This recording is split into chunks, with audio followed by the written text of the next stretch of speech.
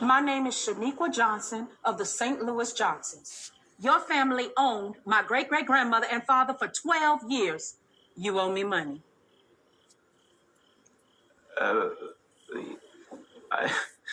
There must be some kind of mistake. Can we just talk about this outside? There ain't been no mistake. Excuse me. Ooh, Excuse me. Now we got ma'am. 1, 2, 3 bedrooms. Look at this bathroom. They got Ma'am, could you please get out of my house? Excuse me. Oh, you know what? You owe me about $3 million. Ma'am, hey, stop it! Get out of my house! This is my house, and I'm live streaming the entire thing. I want what's owed to me, Marshall. You know what? If you don't get out right now, I'm calling the police. I'm calling the police right now. You know what? Your family's got blood on its hands. And don't bother calling the police, because I already been there. Ooh. Now, Jamal's gonna love this spot. Don't slam my door. Welcome to the Edit That Out podcast, where we always keep it in. I am your host, Juwan, and today I'm going to be talking with a very special guest.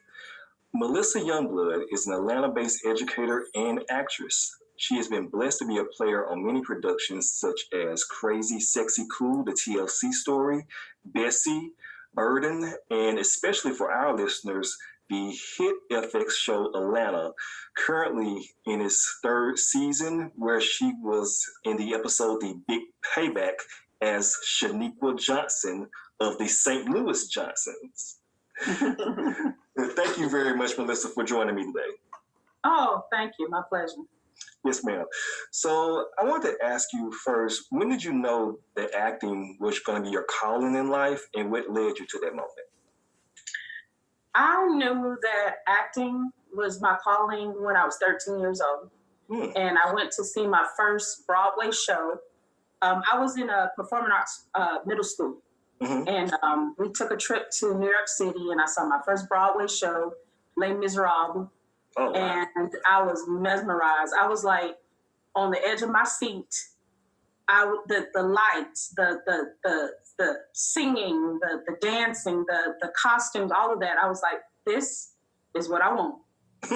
And this is where I need to be. So when I got back I'm from Miami. So when I got back to Miami, I asked my mentor, who was my teacher, she's still my mentor till today. I was like, what do I have to do to get to Broadway? Wow. And she told me I had to continue with my craft, go to school. She was always pushing school. Go to school, graduate from college, you know. And I did all of that. And, you know, it's tough, but it never wavered. I've known that this is what I wanted to do ever since then. Wow, amazing. So you're a teacher. How did that translate into your work as an educator and teaching acting? Well, you know, it's funny because I tell my students that when I first started teaching, it was right out of college, because I didn't immediately go to New York and LA to start my career. My mom was like, you don't have a pot to piss in or a window to throw it out. You don't have no money. How you going to New York? I don't have no money for you. I got offered a job teaching elementary music. They gave me a bonus, and my mama was like, you ain't going to New York, you're going to take this job. So I took that job I took a job, and I was like, okay, I'm going to save up money. And then I'm going to work for like a year or two and then go to New York. Well, that was around the time of 9/11. Oh, wow. So New York was like out of the question, and I continued to teach. And eventually, you know, I got there or whatever. But I hated teaching. I hated it. I even tell my students to today, I hated it because I did not go out and live my dream. I did not. It was just like all of this was in me, and I felt like, okay, now, you know, no offense to teachers or anything like that, but that just wasn't my dream. Right. So after all this life experience and all of the traveling and the good times and the bad times, all of that, and like now I feel like I have something to teach them. I don't just teach them drama and acting because real talk, many of them don't want to be actors. They don't even want to get up in front of my class and talk. But I tell them that my class is more of a life skills class because the things that I've learned through drama and through acting, through my experience, are things that can translate to anything that they want to do, any job that they want to do. So that's how I see it now. I see it as a way to teach them the skills that I learned in my experience as an actress. Wow, that's amazing. That's wonderful. That's wonderful that you do that and shaping young minds like that. So, can you elaborate on your philosophy on the whole child model of teaching? And that's just it. What I just kind of explained. Like, you know, we're teachers, and the kids come to school, but we're not just teachers. We're also parents. We're mentors. We're friends. We're all of these things because we're shaping children. We're shaping them to be people who are going to contribute to society. So I don't just get to teach my one subject, my English teacher or math teacher. It's like you're shaping this child to be a contributor to society. So that's why I teach more of a life skills type of class because, you know, they might not use the skills that they learn per class that they get, but they're going to remember how their teacher taught them to be accountable, to be respectful, to go after their dreams. You know, they're going to remember those things more so than they may remember the Pythagorean theory, whatever that is. I'm going to tell you the truth. So, you know, that's why I focus on the whole child. Fantastic. Who are your inspirations, and who do you look up to as contemporaries when it comes to your craft and your acting? Oh, Lord, there's a lot. I love Angela Bassett. I love Octavia Spencer, Viola Davis. I love Monique. She's funny. Monique, I can see Monique is. I'm the funny girl. That's my thing. I'm the funny girl, and I look up to her. It's just so many to name. It's just they paved the way and they made it accessible for people such as myself. Definitely. It's always amazing when just to see all those black women that you said, all those beautiful black women that you mentioned. I'm big fans of their work, and definitely ones to look up to. Right. I'm loving Angela Bassett, especially now on 911. It's one of my shows. I watch. I love her on that show. So, what is your process when you approach a role, and how do you prepare yourself mentally for the task? Well, I see it's quite different from theater to film and TV because a lot of times you don't get much backstory with film and TV until you get there. I guess because they wanted to, they don't want the plot spilled and everything. You sign these NDAs and everything. So it's quite different from doing like a theatrical show because most of the times it's a theatrical show that's been written, been done over and over again. I do my research on the character, or research on the time period.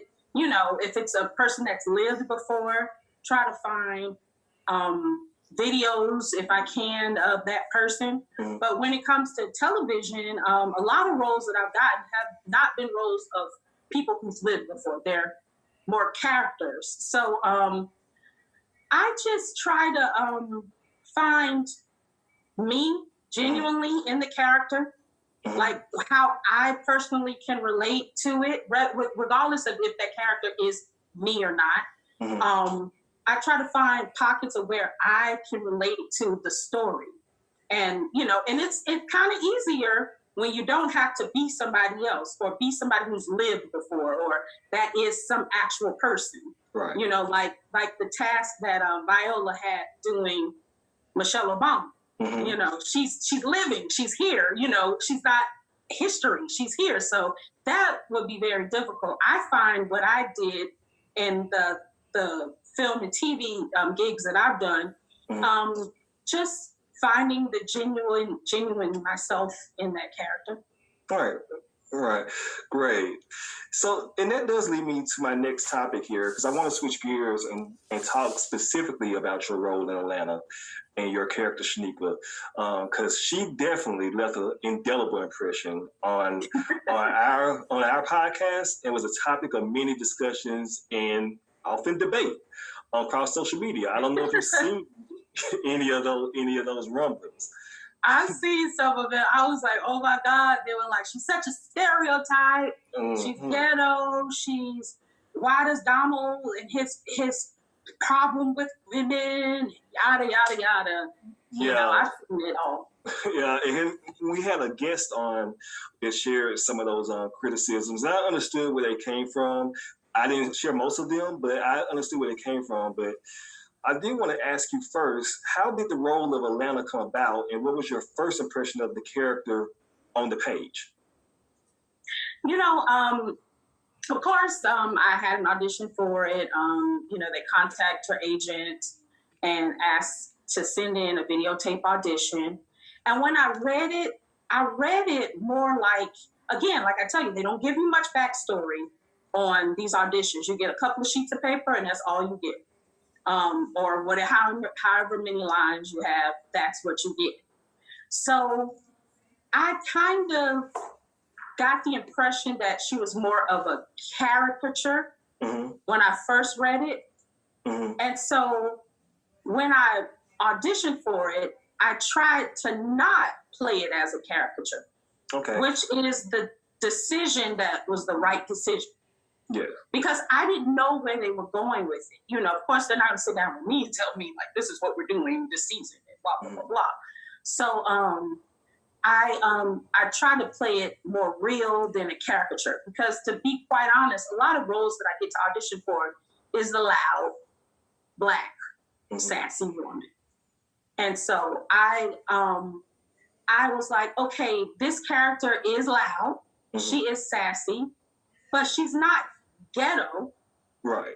She's a loud black woman who's going to go after what she feels like she deserves. And she has her children in her best interest. So she's like Mama Bear. She's going to go after it. And she saw a place to go after it to get something that will make her life better and her children better. And that's what she's doing. That's why she's so aggressive with it, you know. And I could see how people could see it as ghetto. Right. But it's more of a aggressive black woman. Right. I understand that because, like we mentioned, with the character Shaniqua being criticized, and I don't think it was necessarily a criticism of Shaniqua herself, but like you mentioned, it became part of a larger conversation about the show and saying that it has some problematic issues in its portrayal of black women who are not Vanessa, and these black women being their tertiary to the main storyline. And of course, like you said, the depictions or people's criticisms of the depictions that they have been stereotypical and insulting. So I want to further preface by saying that as a viewer myself, I don't share those views. I understand where they come from, but I see the whole character and the intentions behind what is on the screen. And you playing it as not playing towards the character, but playing her as a real person with feelings, that it came across so perfectly for me. And I will say that the big payback, you're very welcome. I would say that the big payback is one of my favorite episodes of Atlanta next to the season 2 episode, Teddy Perkins. And your character, Shaniqua, is definitely a standout. And also shout out to Justin Bartha, because he played. Oh yes, he was a joy. He did his thing. Yeah, he did. Yeah, he was perfect in that role. You know. But yes, I saw Shaniqua as a whole person who deserved empathy, who deserved grace, and she was deserving of what she frankly was owed, and all of which you got in the final act of the episode. So that being said, I wanted to ask you from your own perspective and as an actor embodying that role, how did you feel in the end of the episode? How did you feel about the end result of the portrayal? I felt 100% like that was a powerful Black woman character. And I felt like that is what was needed to push the narrative. Like sitting by and being passive and quiet and feminine and, all of these things that, stereotypical things that nice women or, like, okay, being a loud Black woman doesn't necessarily have to be a negative thing, because a lot of things don't get done, not nothing, but a lot of things don't get done by being quiet. Right. Exactly. We have to raise our voice. We have to be heard and demand to be seen. That's how a lot of things have gotten done, especially for Black people and Black women specifically.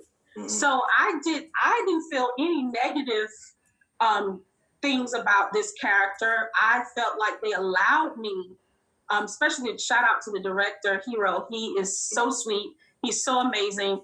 He allowed us actors to act. He wasn't down our throats telling us this. Just he wanted us to be genuine. And that's the character that I felt was genuine for that role. Yes. So I felt great about it. Fantastic. So there is a particular part in the episode that I want to call out, which I think was a very subtle bit of acting on your part, but it was very profound. It was the moment when Shaniqua is confronted by Marshall in the parking lot of the office building, and he tries to shoo you away, basically. Marshall Johnson? Hey. Agent Marshall Johnson! Hey, excuse me. Marshall! All right, listen, I work here. All right? You can't come to my place of work. Marshall Johnson, you owe me money. I'm not the Tesla guy, okay? I don't have that kind of money. How much money do you make a year? What? How much money do you people in there make a year?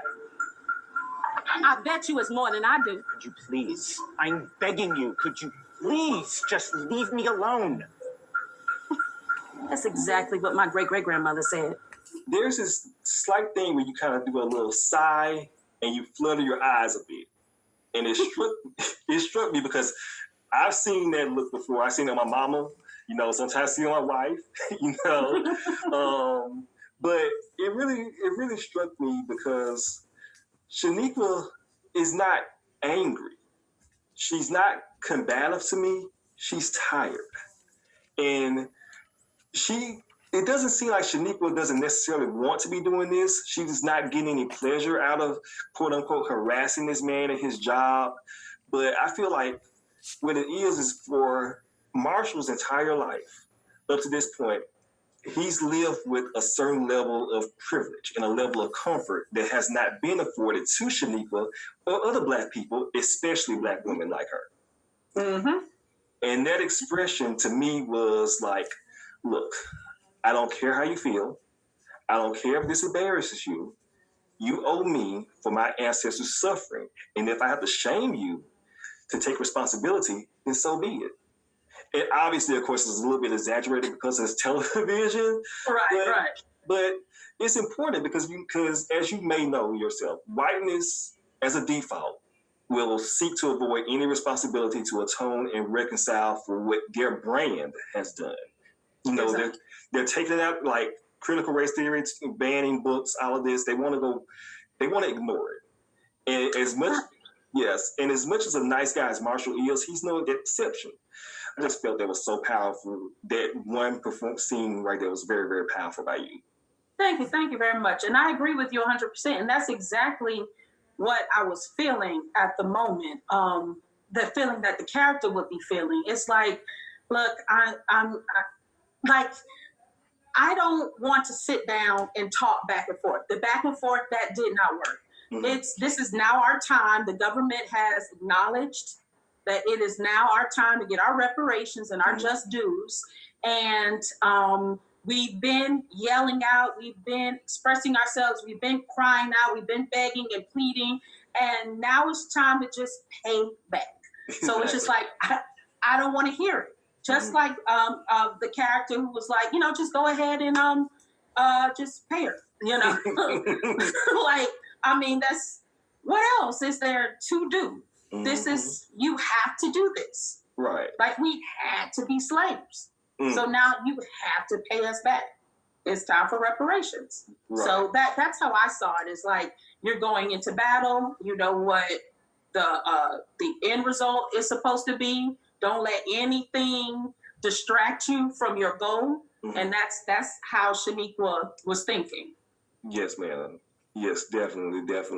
And I think it's very important that at the end of the episode, when Marshall looks at his Shaniqua's IG feed, which previously in the episode was described to him as all videos of her demanding money. But it's not. She's a proud mom. She's playing with her kids. He's a proud dad, being with his daughter. And he realizes that he should do the right thing and atone for this curse, which White earned, details to him. So, yeah, again, it was such an amazing portrayal and such an amazing episode. And you are a star. Thank you, baby. You are a star. I'm trying, baby. Let me tell you, it has been a roller coaster ride.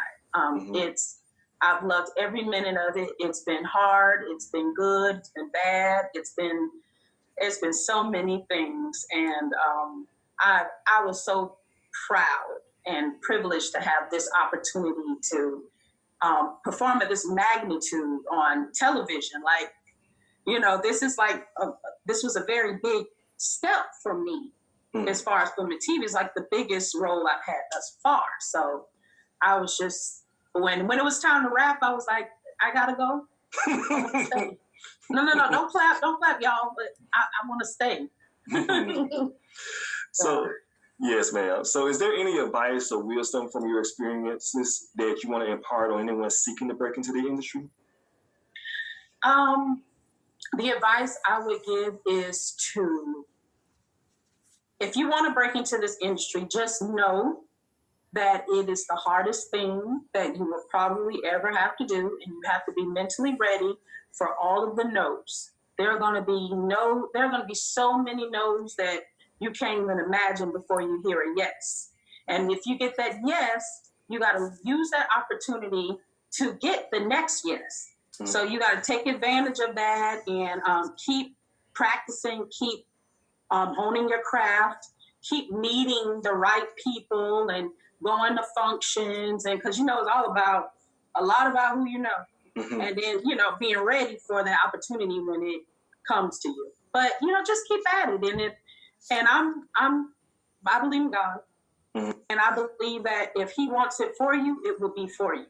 So just keep at it, keep praying. Fantastic. So yes, ma'am. So you have anything you want to plug or any other projects that we should keep an eye out for you in? Well, right now I filmed an episode of Black Mafia Family, a little part in that. Okay, we watched it. I'm just auditioning. I'm in school. School will be out in about 3 weeks, so I'm going to be working a way to come up with some more content. For myself, writing more, getting to, because I'm from the generation where I go and audition, but this generation is like you got to create it for yourself, and I'm learning that. So I'm going to be doing some creative things, creating some content for myself. My IG is Melissa_Lola_Youngblood. If anybody wants to follow me there. I'm also on Facebook, but the kids make fun of me because they say that's for old folks. Facebook is for everybody, but they it's probably y'all have to be on Facebook because Twitter is gonna be the ghetto soon. So I don't use Twitter. Okay. I don't. I had a Twitter account and I can't remember my password or nothing. So that's okay. That's fine. We don't need it anymore. Yes, ma'am. Yeah, in the TikToks and stuff too, I'm still navigating through that when I have my own page. But yes, ma'am. I just want to thank you again for joining the podcast today. We really appreciate you, and we wish you nothing but success and blessings for the future, for your career, for your teaching, for you and your family. It's been such a pleasure talking to you today. Thank you so much. Thank you so much. I appreciate you. I appreciate you. Bye-bye.